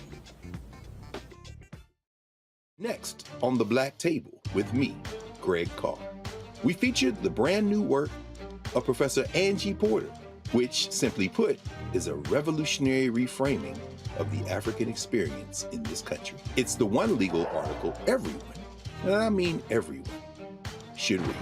Professor Porter and Dr. Valethia Watkins, our legal roundtable team, join us to explore the paper that I guarantee is going to prompt a major aha moment in our culture. You crystallize it by saying, who are we to other people? Who are African people to others? Governance is our thing. Who are we to each other? the structures we create for ourselves, how we order the universe as African people. That's next on the Black Table, here on the Black Star Network.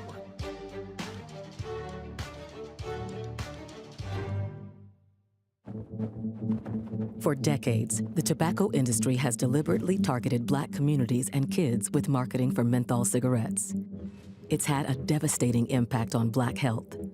Tobacco use claims 45,000 Black lives every year. It's the #1 cause of preventable death. In the 1950s, less than 10% of Black smokers used menthol cigarettes. Today, it's 85%. Ban menthol cigarettes. Save lives. I'm Faraji Muhammad, live from LA.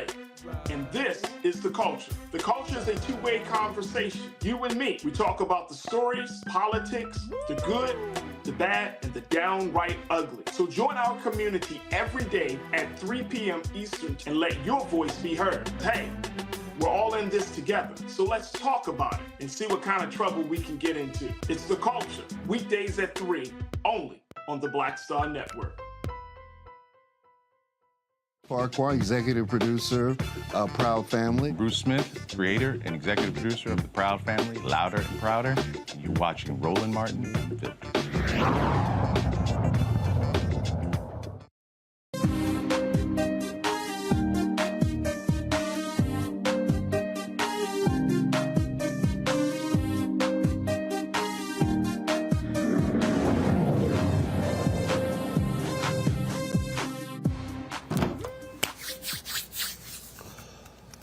The U.S. Forest Service is joining with 4 HBCUs to create the 1890 land-grant institution Wild Land Fire Consortium. 20 students from HBCUs will participate in an apprenticeship program to include training in prescribed burn demonstrations and hands-on experiences tackling forest fires. Stephanie Love joins us from Normal, Alabama. She's the USDA's Forest Service's National Diversity Student Program Manager. So, Stephanie, explain this program.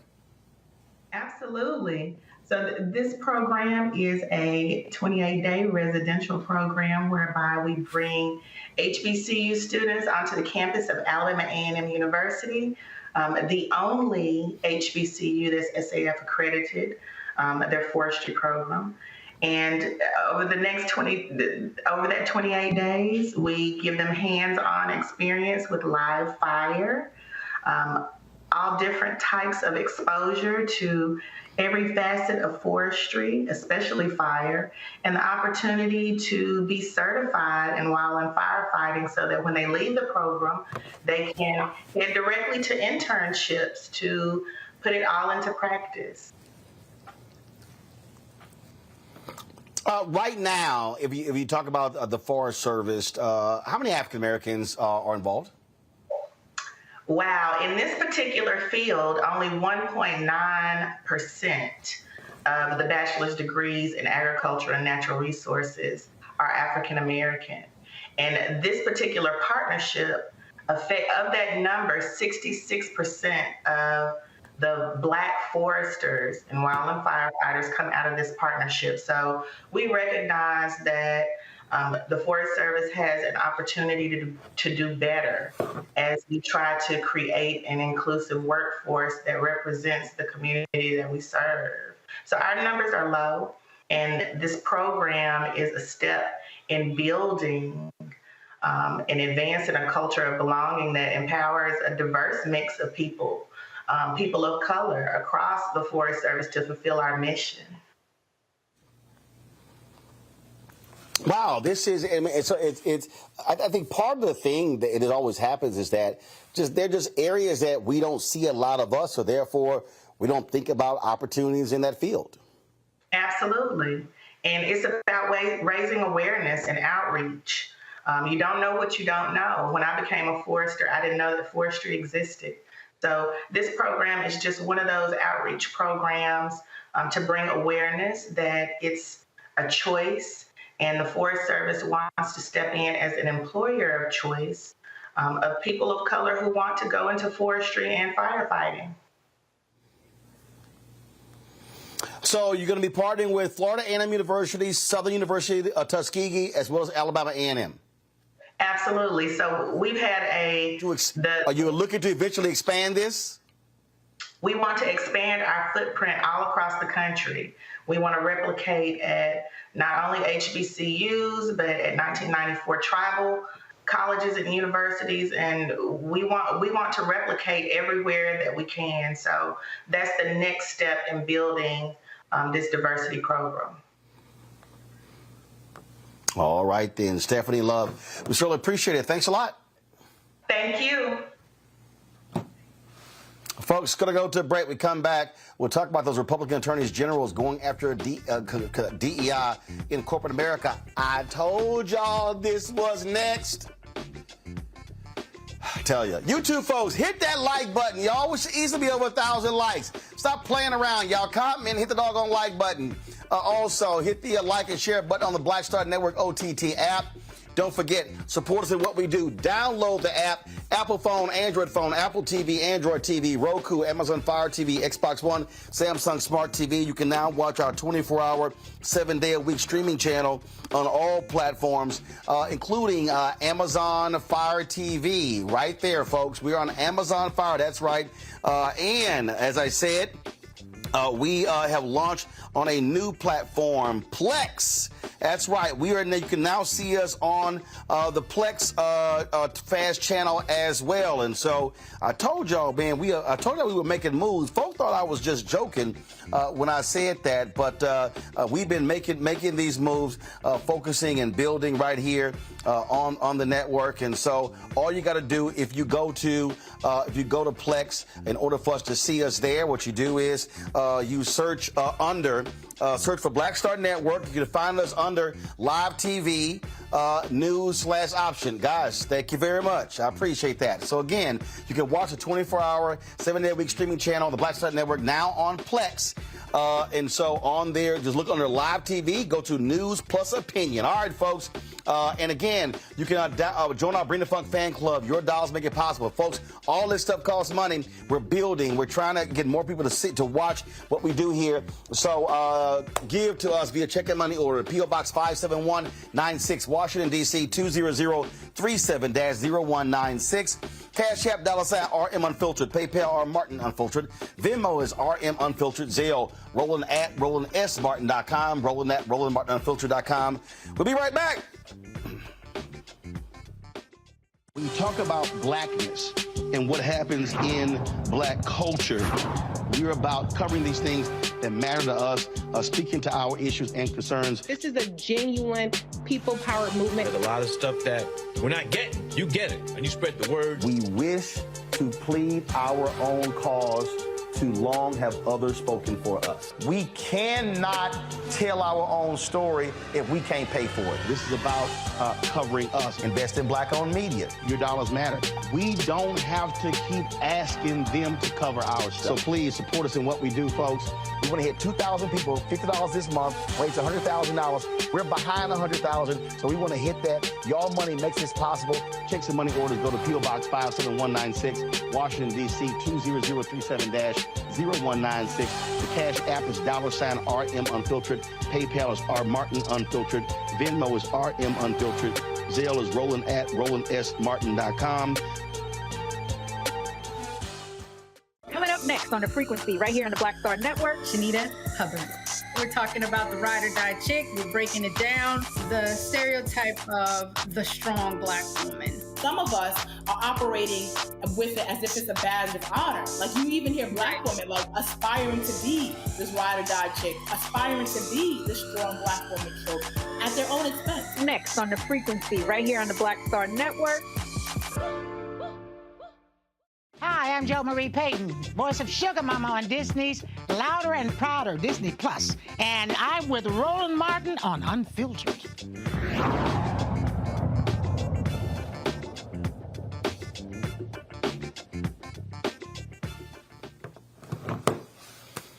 I told y'all these white conservative Republicans were going to go after diversity in corporate America. I said it in my book, White Fear.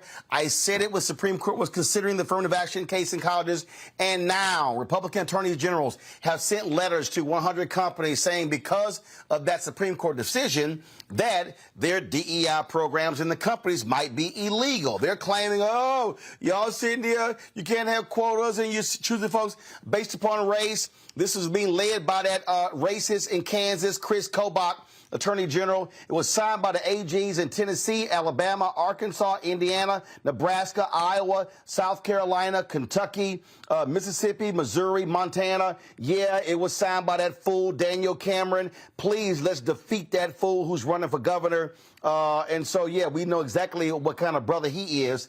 And so this is who they are. Brianna, I kept trying to tell people this. The only way, I said, they don't want black folks going to college. They don't want black folks getting jobs. And so this is what they're doing. And so this is what I also keep saying. All these black people out here who sat on their asses during the election, who keep saying, man, this voting stuff don't make any sense.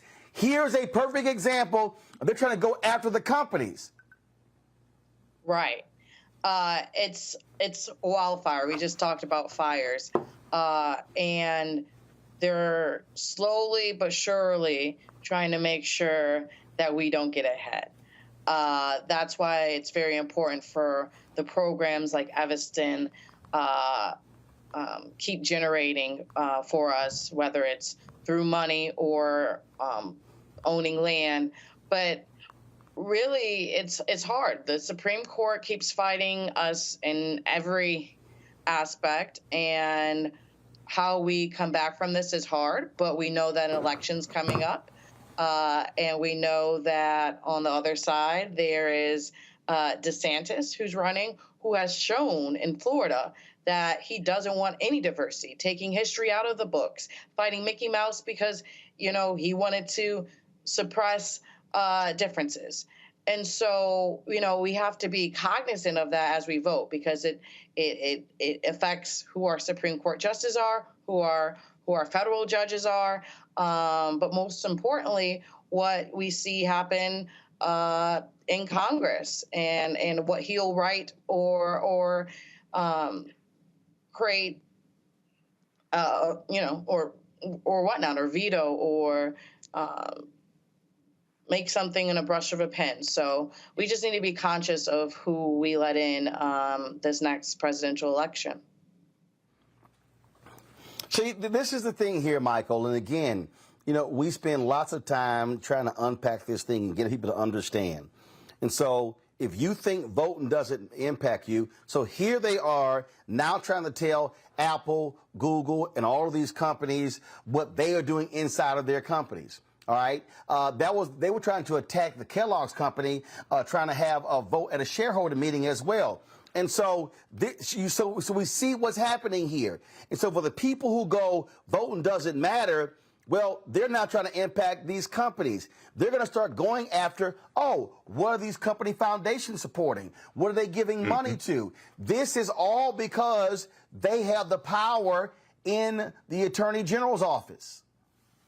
Well, yeah, not only do they have the power in the Attorney General's office, but this whole white supremacist backlash that really began with Trump coming into office as a backlash against 2 terms of President Barack Obama.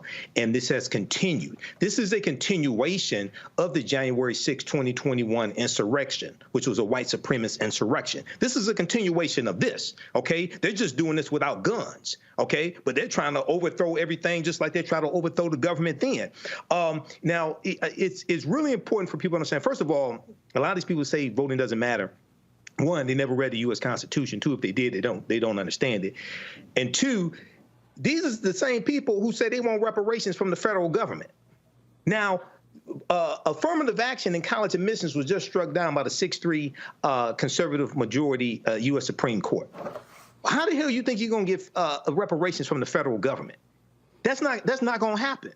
Then you have people saying, well, if President Biden doesn't do an executive order on reparations, okay, to put together a committee on reparations, we're not going to vote. What kind of stupid ass nonsense is that? And then even if you did get a committee, explain to me how you get that passed in the House of Representatives and Kevin McCarthy's in control of the House. And explain to me how you get 60 votes out of a Senate. And if you have 51 Democrats, that means you're going to need 9 Republicans to vote for it also. So a lot of this deals with people confusing activity with productivity and not understanding law, not really understanding history, and not understanding how to bring into existence what it is they say that they want, but at the same time, how to stop threats that are a clear and present danger. If Hillary Clinton had won the 2016 presidential election, you'd be dealing with a 6-3 liberal Supreme Court. They probably would have ruled in favor of affirmative action in college admissions. Okay, they probably would have ruled in favor of Biden's executive order when it comes to forgiving student loans. Okay, and you'd be dealing with a much different landscape right now. But this is an example, once again, Roland, how elections have consequences and how we have to understand history, economics, law, and politics. You know, again, walking people through this, Matt, and connecting the dots is just so hard. And what I keep saying is, look, these folks on the right, they ain't going away. They are voting. Moms for Liberty, taking over school boards. You see what they're doing. And so if we are not maximizing our voting power, we're giving these people this type of power to not only go after colleges and universities, they want to go after corporations. They want to go after anything that has led to the advancement of black people. I don't think that's wrong. And I think these attorneys general are choosing stupid things where they don't even have standing half the time. These corporations are Delaware corporations that may not even be, personally subject to jurisdiction in these respective states. But I actually will be the unpopular opinion here. I think that they have picked a fight with the biggest moneyed interest in the country, and I don't think it's going to go down necessarily the same way as education. I mean, I get the principle, right? The idea of the Supreme Court opinion, and not to say they're not going to continue attacking it. But you mean to tell me Tim Cook and Sundar Pichai are going to roll over on this? Absolutely not. What we saw with DeSantis and Disney in Florida was relative to Disney's special legal status there. That doesn't mean these attorneys general aren't going to, continue trying to attack DEI and continue trying to attack a diverse workplace because, yes, there's a lot of white supremacy. But money is what rules this country. And there is no way that places like Apple or companies like Apple that has the largest, my understanding is the largest money ever on hand for any company is going to allow some state attorneys general to really tell them how to run their company. And maybe that's naivete for me, but I really think that that's not going to come out the same way. I think that the moneyed interests are too entrenched and they have too many politicians in their pocket for that to meaningfully happen. So I think it'll be a little different scenario than affirmative action in education.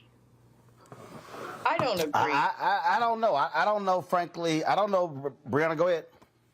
Yeah, I don't agree. I think that the purpose of racism is that it doesn't take that into account. It doesn't care about the economy. It's more about the power. And so when they create that and make sure that there's not DEI and we're not teaching about diversity and so forth, it sets up to keep the hierarchy and make sure that we're underneath. And racism is not about what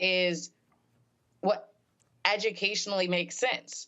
It's literally about the fear. And so I am not that optimistic that they're going to say, oh, this is going to ruin my money. So you know what? We're not going to listen and we're not going to do this. They want to make sure that their people succeed and that we do not. And so I do think that it's a problem that they're allowing this to happen, that we're going back. We're going backwards. Well, if I may, Roland, I mean, reasonable minds can differ. But what does Michael always talk about? Power. This is about power. And what does power come from in this country? Money. And if you got the most ducats in your pocket, you got the most leverage to tell these politicians kick rocks. I don't care about your letter. I don't care that you don't like how I'm running my company. I got X number of Billy, and I'm about to fight you forever. Tim Cook And Sundar Pichai will not allow states' attorneys general to tell them how to run their company. That's my honest belief. And that doesn't mean that the genesis of it is not racism and white supremacy and that they're not going to try to make hay in that respect. But it is not the same to me as some 18-year-old applying to go to college and whether they can individually keep her out as to say you're going to tell Apple how to run its company. I don't think that's realistically going to happen considering how much political power those corporations have. I don't think that's realistically going to make change in this respect across the corporate sector, in my opinion. Yeah, and I don't think that's right because... Go ahead. No, I just don't think that's right because it starts with education. That's why they try to make sure that someone can't even get to be a Tim Cook. So I just don't see it, but time will tell. Roland, can I just say something really quickly here? Chris Kobach, remember Chris Kobach was the governor who initiated the interstate cross-checking system during the 2016 presidential election and knocked about one. No, he wasn't governor. He ran. Remember, he was Secretary of State. He ran. Secretary of State. I'm sorry. U.S. Senate and lost. He ran for governor and lost. He was Secretary of State. Secretary of State. Interstate cross-checking system. 2016 presidential election. It knocked about 1 million people off the voting rolls across the country. Okay, and it's helped Donald Trump win as well. All right. So see, these people are playing for keeps, and we have to learn how to connect the dots here. Okay, this is the white supremacist billionaire boys club. They're all playing for keeps. They're all on the same team. Okay, and they're trying to clean our clock. So we have to understand this and fight against this. All right, folks. Hold on one second. Quick break. I'll be back for our last segment on Roland Martin Unfiltered on the Black Star Network. On the next Get Wealthy with me, Deborah Owens, America's Wealth Coach, the wealth gap has literally not changed in over 50 years, according to the Federal Reserve. On the next Get Wealthy, I'm excited to chat with Jim Castleberry, CEO of Known Holdings. They have created a platform, an ecosystem to bring resources to Blacks and people of color so they can scale their business. Even though we've had several examples of African Americans and other people of color being able to be successful, we still aren't seeing the mass level of us being lifted up. That's right here on Get Wealthy, only on Black Star Network. On a next, A Balanced Life with me, Dr. Jackie, we're going to be talking about common sense. We think that people have it, know how to use it, but it is something that people often have to learn. The truth is, most of us are not born with it, and we need to teach common sense, embrace it, and give it to those who need it most, our kids. So I always tell teachers to listen out to what conversations the students are having about what they're getting from social media, and then let's get ahead of it and have the appropriate conversations with them. On a next, A Balanced Life with me, Dr. Jackie, here at Black Star Network.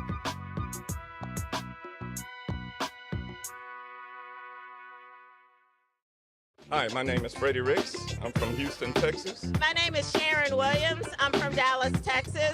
Right now, I'm rolling with Roland Martin, unfiltered, uncut, unplugged, and undamn believable. You hear me?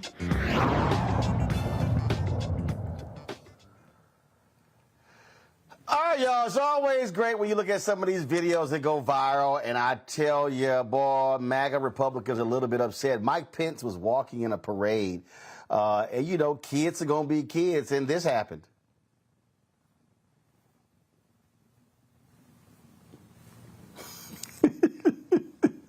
He got smacked in the head with a water balloon. Hey, boy, they're going to be mad at that little girl right there. But guess what? Brianna, she got a hell of an arm on her. Man. Yeah. Crazy. Her aim was damn good, Matt. Yeah, she threw that thing on the dot, boy. She right on that line. Got him right in the head, too. Perfect form. She's gonna be playing for the U.S. Hey, Michael, she need to be on my Little League team, Mike. Cold. Well, you know, even though that's I'm not an attorney, but I think that's called assault. Yeah, she has a good arm, but I wouldn't be surprised if maybe she learned that from one of her grandparents that threw rocks at Ruby Bridges or something like that as well. So it could run in the family. I'm not certain, but it could run in the family. Well, I ain't going that damn far. I mean, we don't know. Hell, again, she could have had some family members who were throwing rocks at the Klan. See, we don't know. So we ain't going there. But the bottom line is, I mean, Penn shook it off, but these MAGA people are upset. This sister shared on social media. Y'all kids gonna do what kids do. And he got clocked in the head. All right. Speaking of crazy white folks, yo, what kills me is so much stuff in this country that black folk, we're just trying to mind our own business. We try to sit over here and have barbecues. We try to sit over here, and have cookouts and picnics. We try to sit here and deliver packages. Why is this brother fishing in the neighborhood he living in, and white folks just simply will not leave his ass alone? Hello. How are you? Good, how are you? Good. You guys residents here? Are we bothering anyone? Don't touch us. Don't touch anyone. Sorry? All right, well, this lake is presently for residents only. So, thank you for filming. I'm not giving you permission to film, so... She's not... Okay, picture of your license plates and forward it on. Hey, so y'all hear what I go through, right? This the third person. I'm in my own neighborhood, and a white person came and bothered me while I'm fishing. Another white person came and bothered me while I'm fishing. This is the third time. She's like, oh, no, I'm not giving you permission to film. This is my phone. I can film and do whatever I want. I study the law. I study the law. Thank you. I'm sorry. Hey, well, don't leave now. Do you want to say, hey, do you live here? Where you live? What's your address? Where do you live? Where do you live? This is unbelievable. Where do you live? Why? What's your name, by the way? Because at the next meeting, I'm definitely going to mention you. Her name is Karen. wait. Matter of fact, let me turn this phone around. Let me go ahead and get yours. I mean, here's the thing for me, Matt.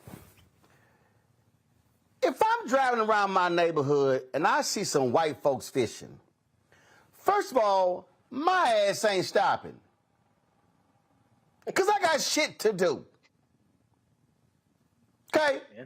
And these folk act like they're the neighborhood damn deputies. See, this right here, this that Zimmerman bullshit. Exactly. Where they want to act like they are the neighborhood cops. And so she walks up, this is for... And then here's the other deal. How your ass know everybody in the neighborhood? Exactly. Yep. That's what trips me out. That's what's insidious about it. I mean, what's really insidious about it is that they start out with the ultimate disrespect, the presumption that you don't live in their neighborhood, right? This is my neighborhood. You have to be a resident. Don't start out with the idea that maybe you live here, maybe you have a right to be here, or maybe it's just a public place any person can be. But they do that, and in the moment that you respond strongly, what do you get? I don't give you permission to film. I'm just trying to be a concerned citizen. That's absurd. And it's disgusting that this brother had to deal with that. But I'm glad that he took the tack that he did, because I think what happens too often is people try to uphold decorum and be nicer than they need to be. And I'm glad he said another white person, a third white person, has come to bother me while I'm here. I know the law. I'm using my phone, he continued to record her and then told her, I'm going to go get your plates. Now, that may not always be a safe proposition, to be completely frank, but I like the idea that the pushback is strong, because that's what it has to be if you have the audacity to come up and, act as though I'm not in my own neighborhood or presume that. It just, what pisses me off again, Brianna, is... As he said, this is the third white person that's rolled up on him.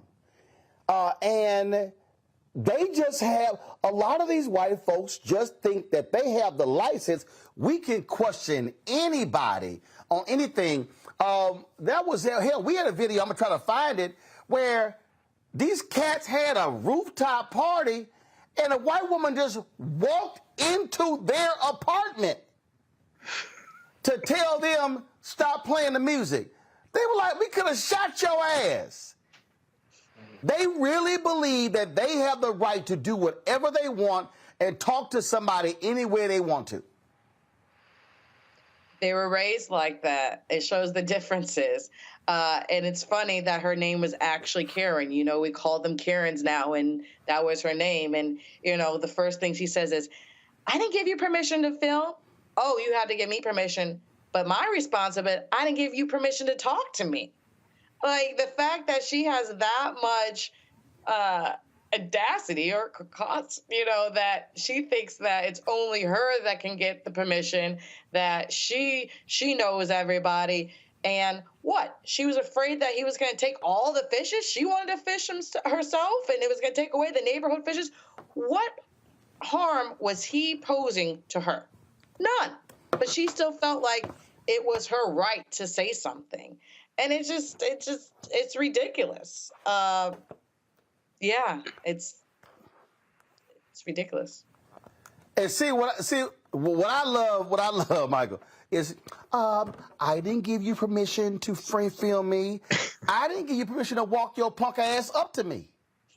Right. She walked over to him. He's filming. It'd be different if he walked over to her and started filming her. She walked over to him, and she's saying, I didn't give you permission to film me. But, you know, Roland, the whole theme of this deals with white supremacy and what Trump has unleashed. Now, I don't know who this lady, I don't want to call her Karen, but I don't know who she voted. Well, I mean, if that is her name, Karen, okay. I don't know who she voted for. I wouldn't be surprised if she voted for Donald Trump. But the same white supremacy that made people think they could get away with trying to overthrow the government January 6, 2021, the same white supremacy here. And we can draw a line, you know, let's keep it real. Now, they were saying hang Mike Pence January 6, right?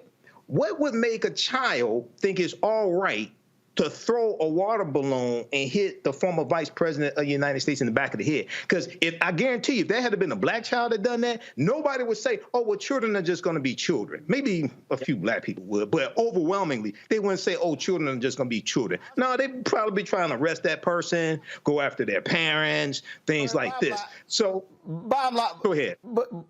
But bottom line is this here. Bottom line is, first of all, her name is Tanya. Come to me, please. Tanya. So okay. The woman name, she was a therapist. So the brother's name is Anthony Gibson, Columbus, Georgia. And he shared this on YouTube, TikTok, Twitter, Snapchat, IG. I love all of that. Appreciate that, Anthony. Way to go. And so she was a freelance therapist with Sea Glass Therapy in Noonan, Georgia. When this thing... Now, it said that her father was a registered homeowner in the gated community. And it says, as per the community's rules, Gibson was permitted to fish in the lake without a license as the guest of a resident. Mm-hmm. That's it. And so,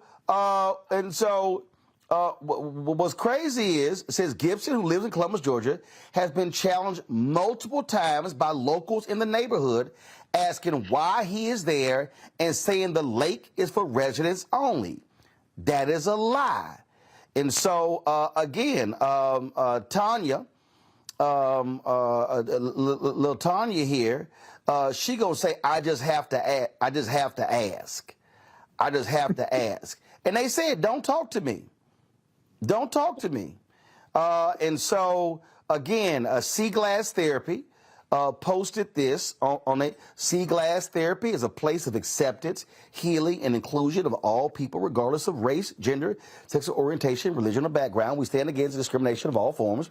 We have terminated our business relationship with the independent contractor, Tanya, in order to uphold our values and standards. We strive to be a service to our community and do whatever we can to accommodate the needs of it, operating with integrity. So listen, black people in Georgia, I keep saying, every time one of these white people get fired, what we need to do is we need to all go apply for their job. What do you think about that, Brianna? Absolutely. I mean, there needs to be more of us in these places. And so the only thing that helps is if we keep fighting, applying, and keep having these conversations. Matt? I'm still laughing that you called her Little Tanya. It just took me out of here for some reason. I don't know why. But see also the last conversation we just had, money. Why did See Glass Therapy immediately get rid of this independent contractor? Because it was going to hurt their pockets, and he had 7.5 million views on TikTok, and it's indefensible. It comes back to money. Unfortunately, it's the reality. They probably don't care, right? The people that own, I don't know who owns that. Let me take that back. They may not care, but they recognize it's going to have an effect on their money, which is why they took that immediate action and why that often happens from corporations whose employees are in this very position. Michael? Yeah, this is a crazy situation here. And this reminds me of Trayvon Martin. Trayvon Martin was visiting his father in a community, and some jackass thought he didn't belong there and hunted him down. This really could have been ended up in a tragic situation if the wrong white person showed up. So, yeah, we need to record these incidences and call these people out, expose what's taking place. Indeed. Brianna, Michael, and Matt, we appreciate it. Thanks a lot. Hey, folks, we appreciate y'all joining us. We got to go, as we always do. Don't forget, join the Black Star Network app. Download our app, Black Star Network app, Apple phone, Android phone, Apple TV, Android TV, Roku, Amazon Fire TV, Xbox One, Samsung Smart TV. Join our Bring the Funk fan club. Senior check-in money orders to P.O. Box 57196, Washington, D.C. 20037-0196. Cash App, $RM Unfiltered. PayPal, R Martin Unfiltered. Venmo is RM Unfiltered. Zelle, Roland at RolandSMartin.com. Roland at RolandMartinUnfiltered.com. Always watch us, our 24-hour streaming channel. You can that's right, folks. No need to click the show. You can just watch it straight through on Amazon News. So check it out, Amazon News. Go to Amazon Fire TV. Check us out. We also now, nope, that's not Amazon News. Let's go to the Amazon News screen. So again, if you want to watch our 24-hour streaming channel, check us out on Amazon News by going to Amazon Fire TV. So go there. And, of course, we're also on Plex. And don't forget to get a copy of my book, White Fear, How the Browning of America is Making White Folks Lose Their Minds, available at bookstores nationwide. That's it. Sunday, folks, I'm going to be in Chicago, where Reverend Jesse Jackson is announcing his replacement, plus Vice President Kamala Harris will be speaking. As we always do on Friday, we roll the names of the people who contribute to our show. Thanks a bunch. I'll see you on Monday. Holler!